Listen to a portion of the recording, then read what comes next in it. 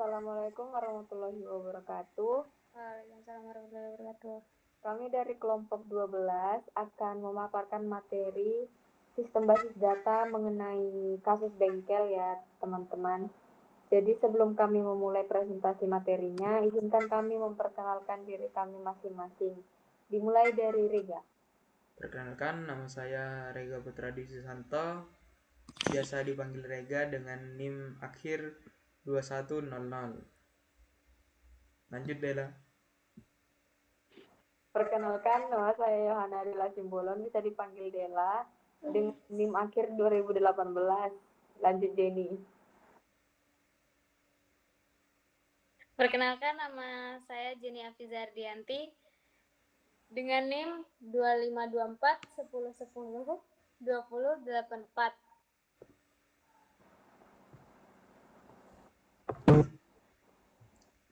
Oke, lanjut saja. Kita di sini langsung mulai di soal 1, yaitu identifikasi entiti dan atribut. Nah, yang pertama itu nama entitinya adalah transaksi atau penjualan. Kategorinya ini peristiwa karena kita melakukan transaksi ya. Nah, deskripsinya itu adalah menyimpan data berupa peristiwa transaksi.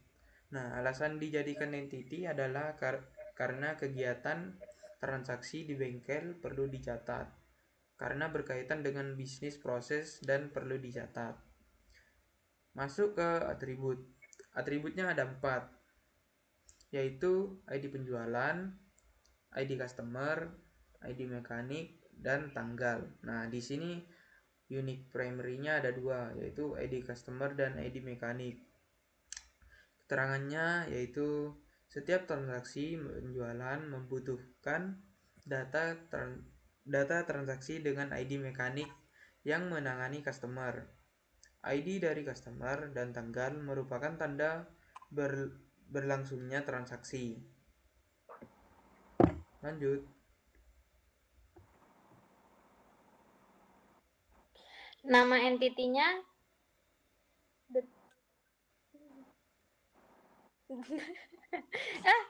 Lanjut aja, guys. Nama entitinya selanjutnya detail transaksi atau penjualan.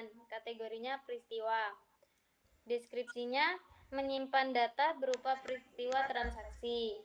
Alasannya dijadikan entity yaitu data bengkel perlu dicatat karena berkaitan dengan bisnis proses dan perlu dicatat. Atributnya ada ID penjualan, ID part atau barang, ada harga satuan dan kuantitas. Di sini ada primary UID-nya, yaitu ID penjualan dan ID barang. Keterangannya, setiap terjadi transaksi, entiti detail transaksi atau penjualan membutuhkan ID penjualan dan ID barang. Lanjut. Selanjutnya, nama entitinya customer atau pelanggan. Kategorinya benda nyata karena yang membeli pelanggan. Lalu deskripsinya menyimpan data berupa identitas dari pelanggan pemilik kendaraan. Alasannya dijadikan entity karena data pemilik dari kendaraan atau customer bengkel harus disimpan. Ketika terjadi transaksi dengan bengkel, maka diperlukan data dari customer. Datanya itu perlu dicatat. Sehingga data ini berkaitan dengan bisnis proses dan memang perlu dicatat. Atributnya ada 7. ID customer dengan tanda pagar bintang itu primary key, nama pemilik, alamat, nomor telepon, nomor polisi karena unik identifier, lalu merek dan tahun. Keterangannya untuk mencatat kegiatan transaksi part atau barang memerlukan catatan keterangan pemilik kendaraan yang kemudian akan berelasi dengan entiti transaksi atau penjualan. Oke, di sini yang keempat ya. Ada nama entitinya yaitu mekanik. Kategorinya benda nyata karena mekanik itu orang ya. Mekanik, benda nyata. Nah, deskripsinya menyimpan identitas atau data diri dari pegawai atau mekanik yang melayani pelanggan di bengkel. Alasan dijadikan entity yaitu data mekanik perlu dicatat dan disimpan. Ketika terjadi transaksi part atau barang, di bengkel diperlukan data mekanik yang bertanggung jawab atas kendaraan yang ditanganinya, sehingga data ini terkait bisnis proses dan perlu dicatat. Atributnya itu ada 5, yaitu ID mekanik, nomor telepon, nama, alamat, dan tahun masuk. Yaitu ada primary key ID mekanik dan unique primary nomor telepon. Unique identifier nomor telepon. Nah, keterangannya ketika terjadi transaksi diperlukan ID mekanik karena mekanik menangani kegiatan transaksi atau penjualan dan di dalam entity penjualan termuat ID mekanik. Lanjut. Nama entity-nya yaitu part barang. Kategorinya dia benda nyata. Deskripsinya yaitu menyimpan data barang-barang yang berada di bengkel. Alasan dijadikan entity, data barang yang dimiliki bengkel itu juga perlu dicatat. Ketika terjadi transaksi di bengkel, diperlukan data barang yang tersedia di bengkel, sehingga data ini berkaitan dengan bisnis, proses, dan perlu dicatat. Atributnya, ID barang yaitu primary key, nama barang, jenis barang, harga satuan, stok, diskon. Keterangannya, saat terjadi transaksi ID barang di entity, part atau barang akan menjadi foreign key di entity detail penjualan. Lanjut. Lalu soal nomor kedua, mengidentifikasi entity dari multi-value attribute dan redundant attribute. Di sini nama entity-nya itu ban, kategorinya benda nyata karena dapat disentuh, lalu deskripsinya yang dibutuhkan untuk entity kendaraan. Alasan yang dijadikan entity karena ketika dimasukkan ke dalam entity kendaraan menjadi redundant dan multi-value. Setiap orang bisa memiliki 2 atau lebih sepeda motor dengan merek yang berbeda dan dengan merek yang sama bisa jadi dimiliki oleh orang yang berbeda. Data jenis parts atau barang perlu dicatat karena dalam satu barang memiliki banyak jenis barang dan datanya perlu dicatat. Di sini atributnya ada 3, kode mereknya itu primary key-nya, merek, lalu tanggal pembuatan atau unique identifier. Keterangannya di sini sesudah ban menjadi entity, atribut ini bisa di-replace menjadi kode merek. Kode merek sebagai primary ID dan perlu dicatat. Nah, jadi di soal 3, catat atribut yang tidak bisa dimasukkan ke entity yang ada. Di sini ada email. Kenapa? Karena di email ini dia nggak bakalan masuk ke entity-entity sebelumnya. Karena dia itu atribut yang tidak bisa dimasukin ke entity yang ada. Itu maksudnya entity yang di atas-atas. Nah, kategorinya di sini benda abstrak karena dia itu nggak nyata ya teman-teman. Deskripsinya, email itu suatu bentuk komunikasi digital yang mempresentasikan pesan elektronik terdiri dari informasi seperti alamat pengirim, alamat penerima, subjek, isi pesan, dan lampiran jika ada, yang dikirim melalui jaringan komputer menggunakan protokol tertentu seperti SMTP, IMAP, POP3. Alasan dimasukkan sebagai entity, yaitu karena email itu memiliki karakteristik yang cocok sebagai atribut penting dari suatu entitas yang mempresentasikan objek nyata atau logis dalam sistem. Jadi kita kan kalau mau daftar ke bengkel gitu, kita juga ngasih email ya teman-teman. Atributnya 1, ID pengguna aja. Oke, lanjut ke soal keempat, yaitu penentuan primary UID dan secondary UID setiap entity. Nah, entity yang pertama ini ada entity transaksi ya. Daftar UID-nya itu termasuk ID penjualan, ID customer, ID mekanik. Nah, di ID penjualan ini masuk di natural. Terus ID customer masuk di artificial, maupun ID mekanik juga masuk di artificial. Nah, primary atau secondary. Nah, ID penjualan ini masuk di primary ya, teman-teman. Terus ID customer masuk di secondary, maupun ID mekanik juga sama masuk di secondary. Yaitu terus yang kedua ada detail transaksi atau penjualan. Daftar UID-nya ini ada dua, yaitu ada ID penjualan, ID part atau barang. Nah, di dua ini masuk di natural. ID penjualan, ID dan ID part atau barang itu masuk natural ya, teman-teman. Terus sama juga dengan primary atau secondary. Nah, kedua ini masuk di secondary. Terus ada customer.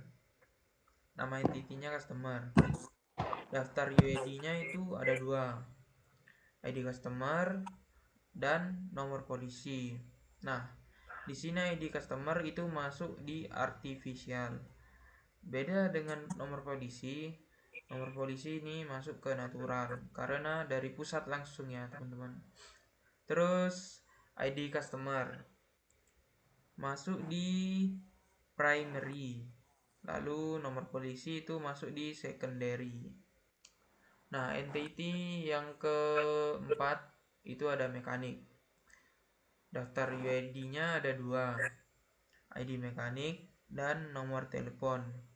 Nah, nomor ID mekanik ini masuk di artificial. Terus nomor telepon masuk di natural. Lalu di primary atau secondary, ID mekanik ini masuk di primary. Berbeda dengan nomor telepon, dia masuk di secondary. Nah, terus part barang ini, part atau barang, daftar UID-nya cuma satu, yaitu ID barang. Terus ID barang ini masuk ke natural. Terus primary atau secondary-nya masuk ke primary. Lanjut. Yuk. Oke, selanjutnya soal nomor 5 mengidentifikasi relationship atau hubungan antar entity. Di sini yang bagian yang dikosongin itu tidak memiliki relationship ya, teman-teman. Jadi jika dibaca ya, transaksi atau penjualan dengan detail transaksi atau penjualan itu menjadi transaksi atau penjualan termuat di detail transaksi atau penjualan. Dan jika dibalik, itu menjadi detail transaksi atau penjualan memuat transaksi atau penjualan. Kemudian, relationship antara transaksi atau penjualan dengan customer atau pelanggan itu transaksi atau penjualan memuat customer. Lalu jika dibalik itu menjadi customer dimuat di atau termuat di transaksi atau penjualan. Kemudian relationship antara transaksi atau penjualan dengan mekanik itu transaksi atau penjualan ditangani oleh mekanik. Dan jika dibalik itu menjadi mekanik menangani transaksi atau penjualan. Lalu detail transaksi atau penjualan termuat di transaksi atau penjualan. Dan jika dibalik itu menjadi transaksi atau penjualan memuat detail transaksi atau penjualan. Lalu relationship antara detail transaksi atau penjualan dengan part atau barang itu detail transaksi atau penjualan menjual part atau barang. Dan jika dibalik itu menjadi part atau barang dijual di transaksi atau penjualan. Lalu relationship antara customer dengan transaksi atau penjualan itu customer dimuat di transaksi atau penjualan, dan jika dibalik itu menjadi transaksi atau penjualan termuat di customer atau memuat di customer. Kemudian relationship antara mekanik dan transaksi atau penjualan itu mekanik menangani transaksi atau penjualan, dan jika dibalik menjadi transaksi atau penjualan ditangani oleh mekanik. Kemudian relationship antara part atau barang itu dengan detail transaksi atau penjualan itu part atau barang dijual di detail transaksi atau penjualan, dan jika dibalik menjadi detail transaksi atau penjualan menjual part atau barang. Oke, baik teman-teman, kita akan melanjutkan ke modul bengkel yang kedua ya. Jadi kembali lagi dengan saya Yohana Della Simbolon atau Della dengan NIM 2524 1010 2018. Lanjutkan teman saya. Oke, perkenalkan namaku Rega Putra Dwi Susanto, biasa dipanggil Rega dengan NIM 2524 1010 2100. Lanjut. Perkenalkan, nama saya Jenny Afiza Ardianti dengan NIM 2524 1010 2084. Nah, kita mulai ya guys pembahasannya. Lanjut. Sabar.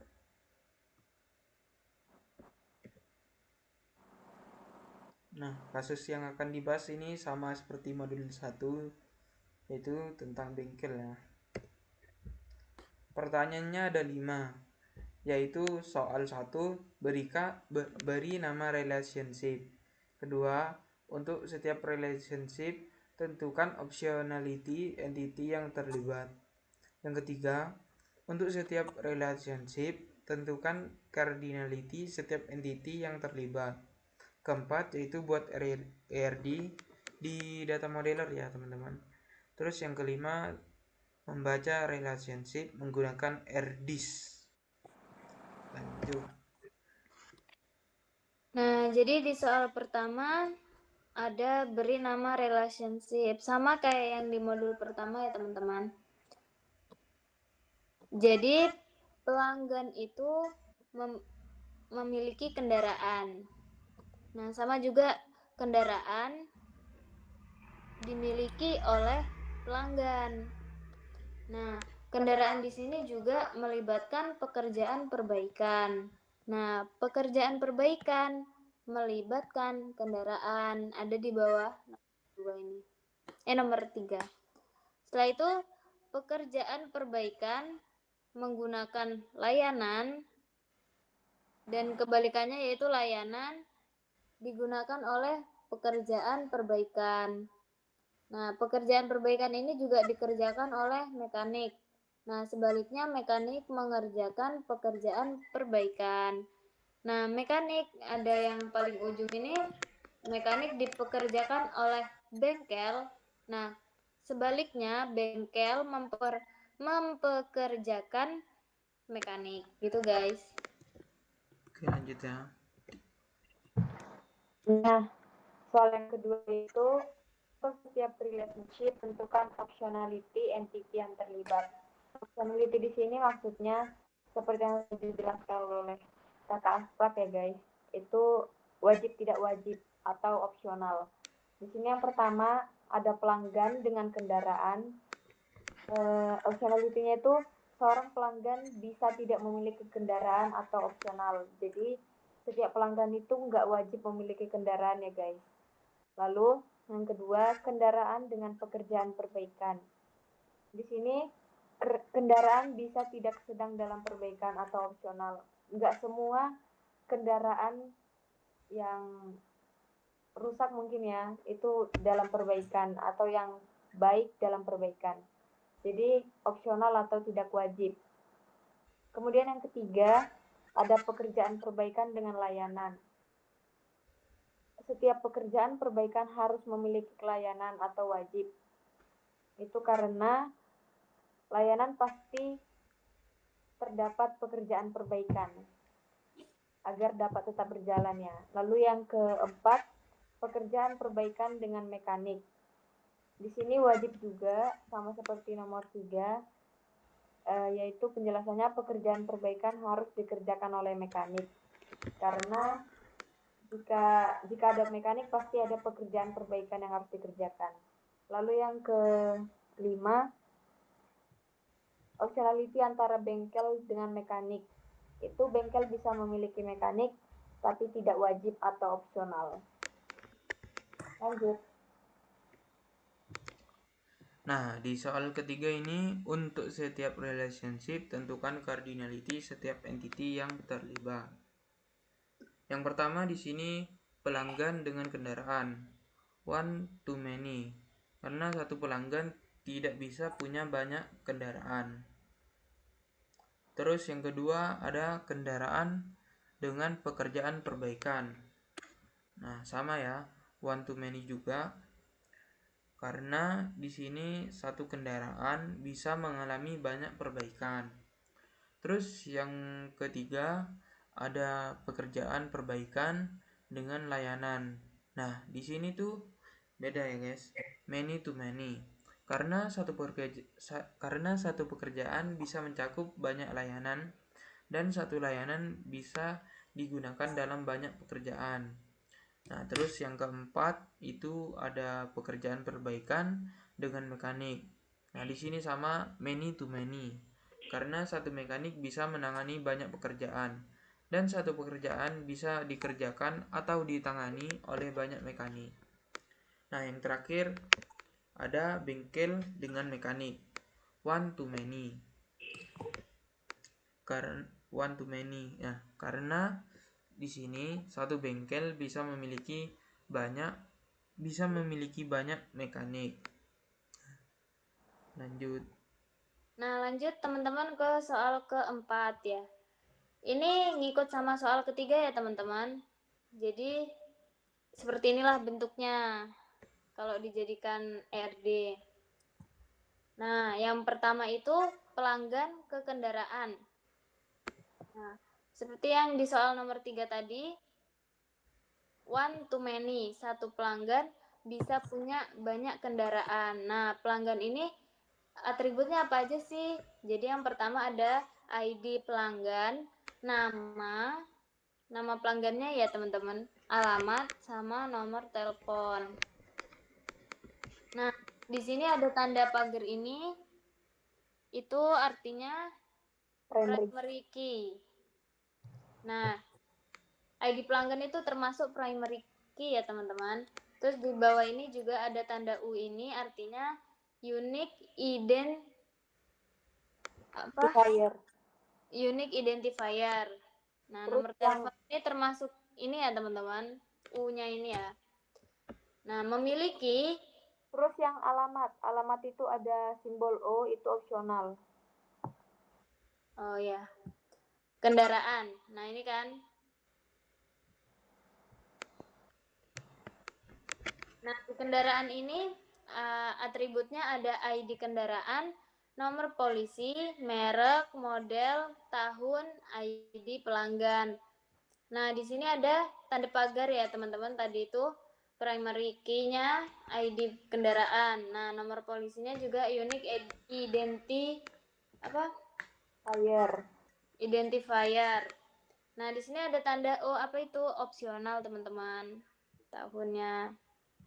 Nah, selanjutnya ada kendaraan ke pekerjaan perbaikan, yaitu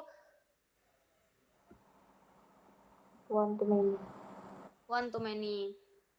Satu kendaraan bisa mengalami banyak perbaikan. Nah, ini. Jadi di pekerjaan perbaikan ini di dalamnya ada atributnya juga ya, teman-teman. Jadi ada tanda pagar tadi ini, primary key-nya ada ID perbaikan, ID kendaraan, ID layanan, tanggal masuk ini termasuk di opsional sama tanggal selesai dan status. Nah, selanjutnya pekerjaan perbaikan ke layanan. Nah, di layanan ini juga punya atribut ya teman-teman, yaitu jadi pekerjaan perbaikan sama layanan itu many to many. Jadi satu pekerjaan bisa mencangkup banyak layanan dan satu layanan bisa menggunakan dalam banyak pekerjaan. Nah, contohnya seperti ini. Jadi di layanan itu juga punya atribut ya teman-teman. Ada primary key-nya yaitu ID layanan. Terus ada nama layanan, ada deskripsi. Deskripsi ini masuk ke opsional. Dan yang terakhir harga. Nah, setelah itu ada pekerjaan perbaikan dengan mekanik. Many to many. Satu mekanik bisa menangani banyak pekerjaan dan satu pekerjaan bisa dikerjakan oleh banyak mekanik. Nih. Jadi di mekanik itu juga ada atributnya. Primary key-nya itu ada ID mekanik, terus ada nama. Nah, keahlian ini dia masuk ke opsional. Nah, ada nomor telepon, dia unique identifier. Setelah itu bengkel ke mekanik. Yang terakhir, one to many. Satu bengkel bisa memiliki banyak mekanik. Benar ya teman-teman? Nah, di bengkel ini juga punya atribut teman-teman. Ada primary key-nya, ID bengkel. Setelah itu ada unique identify, nama, dan alamat itu opsional. Terima kasih. Next. Next yang terakhir, soal nomor 15 itu Sabar. membaca Soal nomor 5. ulang ya. Gas. Oke, maaf. Selanjutnya ada soal nomor 5 yang terakhir, itu membaca relationship menggunakan IRD. Itu yang pertama, seorang pelanggan dapat memiliki lebih dari satu kendaraan, tetapi sebuah kendaraan hanya dimiliki oleh satu pelanggan. Itu bacanya yang seperti diajarin oleh kakak abstrak. Setiap pelanggan wajib memiliki satu atau lebih dapat memiliki apa tahe?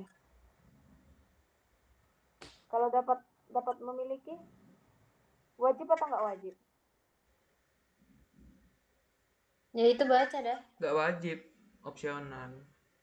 Oh. Oke. Opsional ya. Ulangi deh ya.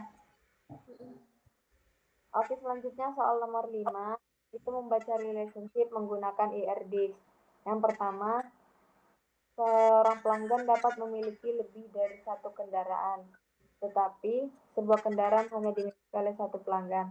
Seperti yang udah dijelaskan oleh kakak abstrak ya, cara membacanya menggunakan rumusnya, setiap pelanggan boleh memiliki satu atau lebih kendaraan, tetapi setiap kendaraan hanya boleh dimiliki oleh satu dan hanya satu pelanggan. Lalu yang kedua, sebuah kendaraan dapat memiliki beberapa pekerjaan perbaikan selama masa penggunaannya. Lalu yang ketiga, setiap pekerjaan perbaikan membutuhkan satu atau lebih layanan. Itu cara bacanya ya. Setiap pekerjaan perbaikan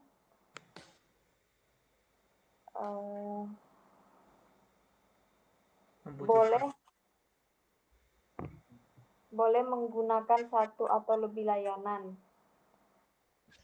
Dan layanan apa saya? Wajibkah atau nggak wajib? Tidak wajib sih. Dan layanan tidak harus dimiliki oleh satu atau lebih pekerjaan perbaikan. Itu.